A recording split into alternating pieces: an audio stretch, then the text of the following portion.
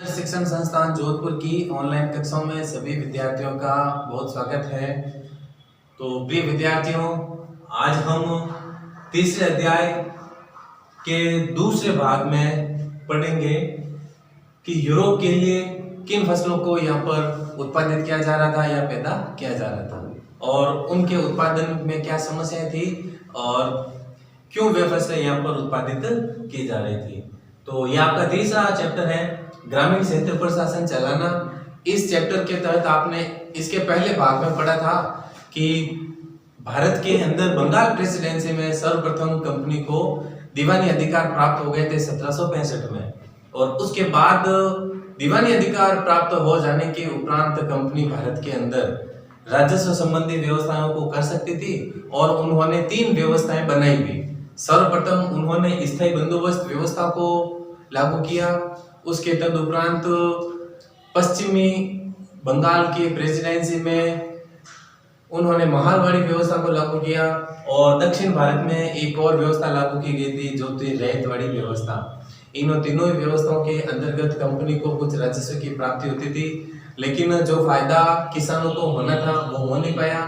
भारतीय किसानों को या भारतीय कृषि क्षेत्र को इससे बहुत ही नुकसान हुआ था। तो इसी क्रम में या इसी कड़ी में आज जो हम पढ़ने वाले हैं वो पढ़ने वाले हैं कि कंपनी यहाँ पर किन फसलों का उत्पादन करवाती थी। तो यूरोप के लिए फसलें, पहले यहाँ पर जो पैदावार होती थी वो भारतीय किसान अपने लिए स्वयं के लिए करते थे और कुछ व्यापार करने के उद्देश्य से बेचने के लिए करते थे। लेकिन नई व्यवस्था के तहत खूब सारी विदेशी कंपनियां या इंग्लैंड के खूब सारे बागान मालिक भारत में आ चुके थे और वो यहाँ के मजदूरों से, यहाँ के किसानों से अनुबंध के आधार पर खेती या किसानी का काम करवाते थे। और उन कंपनियों ने यूरोप में औद्योगिकरण के फलस्वरूप जो मांग बढ़ी थी कपास की, नील की या अन्य खाद्य वस्तुओं की, उन वस्तुओं या उन फसलों के उत्पादन को करवाया और ब्रिटेन के फैक्ट्रियों की माल की कमी को पूरा किया। तो सर्वप्रथम ग्रामीण इलाके राजस्व के ही नहीं कंपनी के लिए जरूरत के अनुसार फसल भी उपजाते थे। तो कंपनी ग्रामीण इलाकों से राजस्व तो प्राप्त करती ही थी, लेकिन साथ में वो अपनी जरूरत के अनुसार फसल का उत्पादन भी करती थी। और इसके लिए खूब सारे बागान मालिक भारत में आए थे। उन्होंने कंपनी से बहुत बड़ी जमीन को खरीदा और स्थानीय किसानों से भी जमीन को खरीद कर उनको ऋण दिया ताकि वो खेती वहां से कर सके। तो क्या क्या उपजाते थे वे लोग? वे अफीम की खेती करवाते थे, नील की खेती करवाते थे, चाय की खेती करवाते थे, गन्ना, कपास, चावल और गेहूं इत्यादि सभी यहाँ से खेती वो करवाते थे। अब इनकी खेती करने के लिए किसानों को वो जरूरी जो सुविधाएं है वो मुहैया करवा देते थे। जिन किसानों को लगता है कि इस प्रकार की खेती में लाभ होने की आसन्न संभावना है तो वे लोग इस प्रकार की खेती से जुड़ भी जाते थे। 18वीं सदी के आखिर तक भारतीय नील की मांग और बढ़ गई। भारत में जो नील पैदा हो रही थी उस नील की जो मांग है पूरे यूरोप में बढ़ गई। ऐसा होने के पीछे कुछ कारण रहते हैं। नील एक पौधा था जो भारतीय क्षेत्र में पैदा होता था, लेकिन नील से पहले भी ब्रिटेन के लोग कपड़े को रंगने के अंदर जो काम में लेते थे वो था वोड नामक पौधा। तो वोड नामक पौधा, ये पौधा जो था वो कपड़े को रंगने में काम में लिया जाता था, लेकिन इसके द्वारा जो रंग आता था वो हल्का बैंगनी या हल्का नीले रंग का होता था। जो चमक नील पौधे से या नील पौधे द्वारा निर्मित रंग से आती थी उस प्रकार की चमक वोड पौधे से नहीं आती थी। इस कारण से नील की मांग है वो बढ़ने लगी। तो 18वीं सदी तक आते आते भारतीय नील की मांग जो है वो बहुत ही ज्यादा बढ़ गई। तो वोड पौधे के बाद में नील की खेती करवाई गई। नील जो पौधा है वो पौधा उष्णकटिबंधीय पौधा है। नील किस प्रकार का पौधा है? उष्णकटिबंधीय पौधा। इसलिए विश्व में जहां जहां पर भी उष्णकटिबंधीय जलवायु रहेगी वहां पर इसकी खेती की जा सकती है।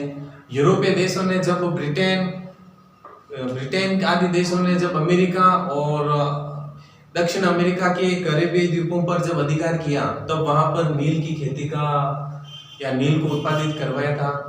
लेकिन धीरे धीरे औद्योगिक क्रांति के बाद नील की मांग बहुत ज्यादा बढ़ गई और इस मांग के विरोध में ब्रिटेन के लोगों ने या वुड को उत्पादित करने वाले लोगों ने सरकार पर दबाव भी बनाया था कि वो नील के आयात को कम करें ताकि वुड की पर्याप्त बिक्री होती रहे।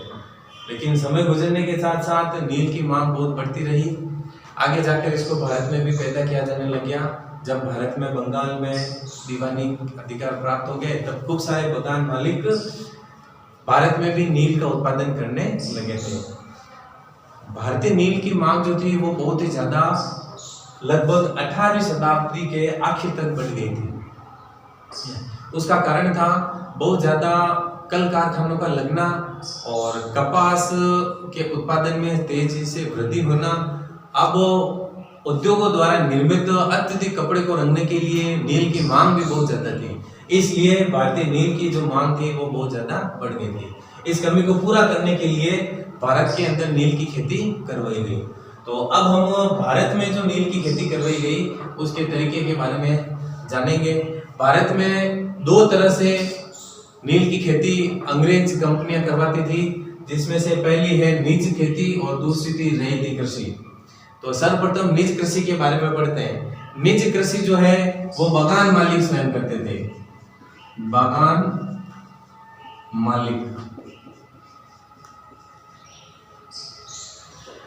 मालिक को कंपनी से या स्थानीय लोगों से जमीन खरीदनी पड़ती थी जहां पर उनको नील की पैदावार करवानी है।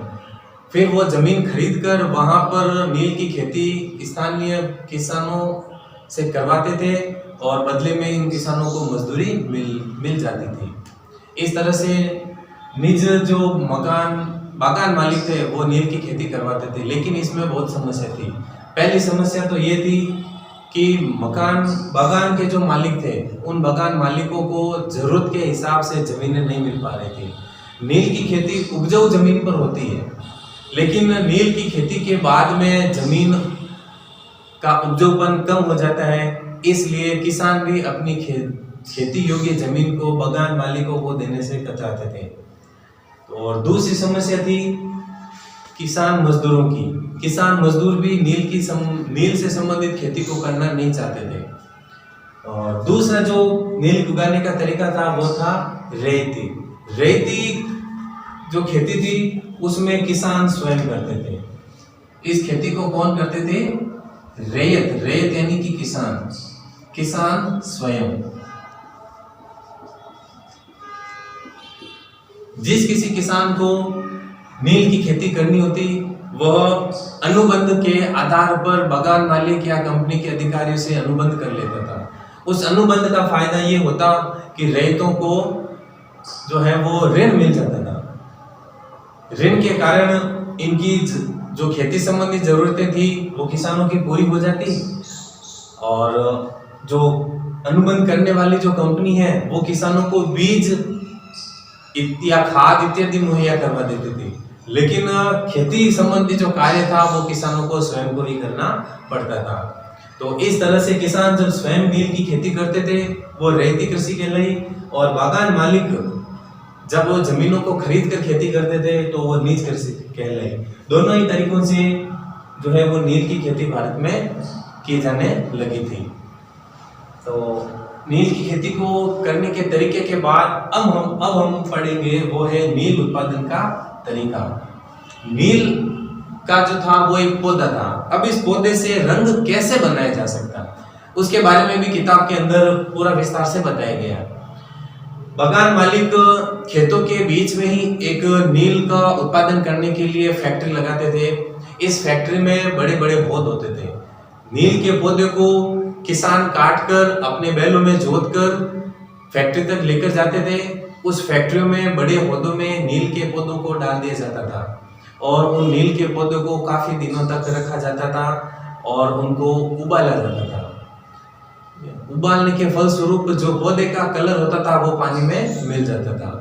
अब उस हौद के पानी को, हौद के आगे एक छोटा हौद होता था, उस हौद में डाला जाता था और उसमें से जो सूखे पौधे होते थे या जो पौधे उपयुक्त नहीं थे उन पौधों को हटा दिया जाता था। तो छानकर उस पानी को आगे वाले हौद में डाल दिया जाता था। उस हौद में काफ़ी दिनों तक वो पानी पड़ा रहता था और किसान जो था वो हौद के अंदर इतना हौद में रहकर उसको बार बार हिलाता रहता था। 8 घंटे तक किसानों को इस प्रकार से उस हौद के पानी को हिलाते रहना पड़ता था। कुछ समय बाद में उसमें से जो नील थी वो नीचे जम जाती थी और ऊपर से पानी को हटा लिया जाता था। अब जो नील की जो लुगदी बनती थी उस लुगदी को सुखाकर उसे नील बना ली जाती थी और उससे फिर कपड़ा तैयार होता था। तो इस पुस्तक के अंदर नील के उत्पादन की प्रक्रिया को भी समझाया गया है। पेज संख्या 34 में नील उत्पादन करने के तरीके को बताया गया है। इसमें यहाँ पर जो हौद बने हुए इन हौदों में ही नील को रखा जाता था। तो आज हमने जो है वो फसलों के बारे में पढ़ा है कि किसान से कौन सी फसलें यूरोपीय कंपनियां यहाँ पर पैदा करवाती थी और उनको क्या तरीके थे, क्यों भारतीय नील की मांग बढ़ी और नील को उत्पादन करने के कौन से तरीके थे। इस प्रकार की खेती में एक समस्या थी, वो थी नील की पैदावार होने के बाद में जो जमीन थी वो जमीन पूरी तरह से बंजर हो जाती थी। इस प्रकार की खेती में किसानों को किसी प्रकार का कोई फायदा भी नहीं होता था। कुछ समय पश्चात रैयतों को या किसानों को इस खेती से संबंधित समस्याओं का सामना करना पड़ा और धीरे धीरे उन सभी किसानों ने नील की खेती को करने से मना कर दिया। इसी के साथ ही एक नील विद्रोह की शुरुआत हो जाती है, जिसको हम अगले वीडियो के अंदर पढ़ेंगे। आज के वीडियो में इतना ही। वीडियो के अंत में जो गृह कार्य है उन गृह कार्य को करना। मिलते हैं अगले वीडियो में, तब तक के लिए सभी को नमस्कार।